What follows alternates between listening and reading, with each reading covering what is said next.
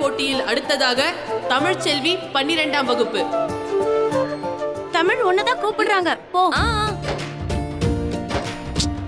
ஐயோ, இந்த மீச வேற ஒட்டவே மாட்டேங்குது. தள்ளுங்க அக்கா, அண்ணே தள்ளுங்க.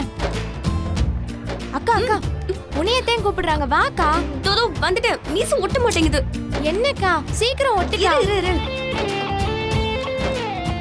போதும் போதும் வாக்கா, அங்க கூப்பிட்டு இருக்காங்க. தள்ளுங்க தள்ளுங்க, வழி வைங்க. பொறுமையா போடி வாக்கா.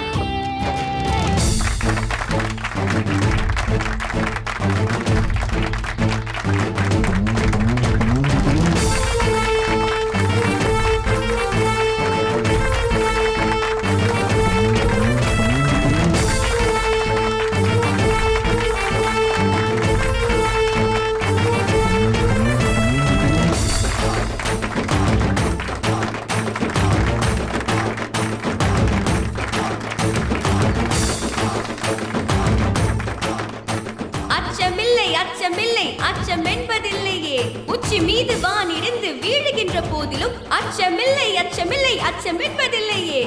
என் மவ தமிழ் செல்வி, என் மவ தான் பேசுறது. சூப்பரா பேசுறல்லம்மா. அனைவருக்கும் வணக்கம். இன்று நான் பேச எடுத்துக்கொண்டிருக்கும் தலைப்பு தவறு பாரதியுடையதுதான். அன்று ஒரு நாள் மனம் மகிழ்ந்திருந்த வேளையிலே பாருக்குள்ளே நல்ல நாடு நம் பாரத நாடு என எழுதினேன். அவ்வாறு எழுதிய நான் இன்று வந்து பார்க்கையிலே அது பாருக்குள்ளே ஒரு நாடாக மாறி இருக்கிறது.